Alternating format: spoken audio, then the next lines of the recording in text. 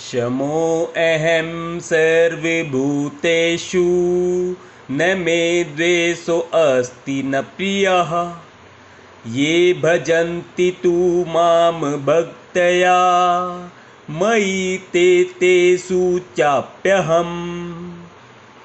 भगवान श्री कृष्ण कहते हैं कि हे अर्जुन, मैं न तो किसी से द्वेष करता हूँ न ही किसी के साथ पक्षपात करता हूँ।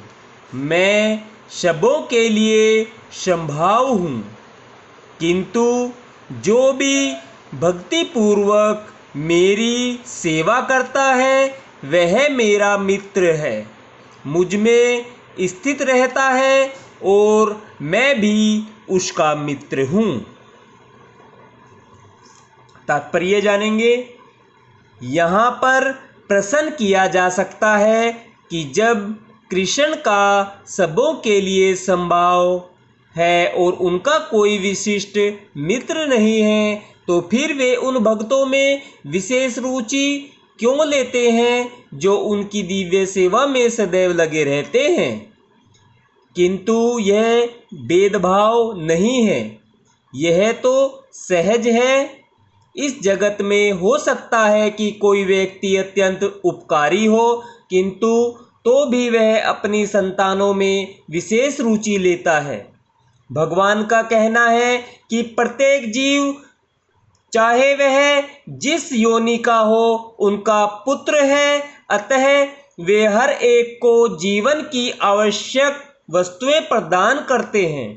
वे उस बादल के सदृश है जो सबों के ऊपर जल वृष्टि करता है, चाहे वह वृष्टि चट्टान पर हो या स्थल पर या जल में हो।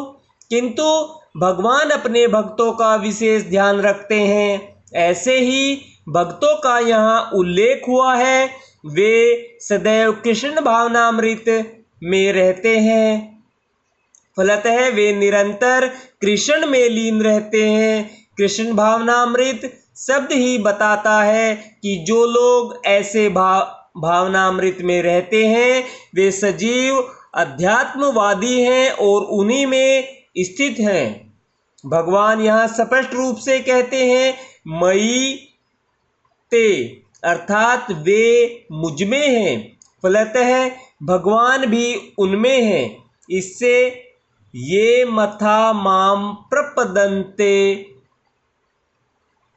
तांस्थेव भजाम्यहम की भी व्याख्या हो जाती है। जो भी मेरी शरण में आ जाता है उसकी मैं उसी रूप में रखवाली करता हूँ। यह दिव्य आदान प्रदान भाव विद्यमान रहता है,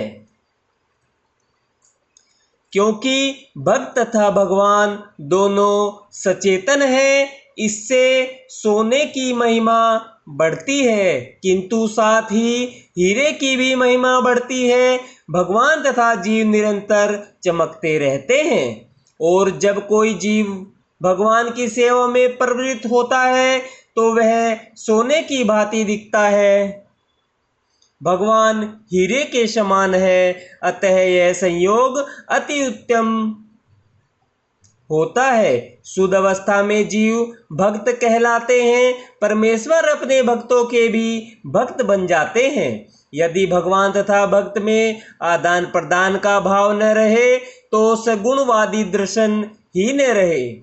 मायावादी दर्शन में परमेश्वर तथा जीव के मध्य ऐसा आदान प्रदान का भाव नहीं मिलता, किंतु सगुणवादी दर्शन में ऐसा होता है।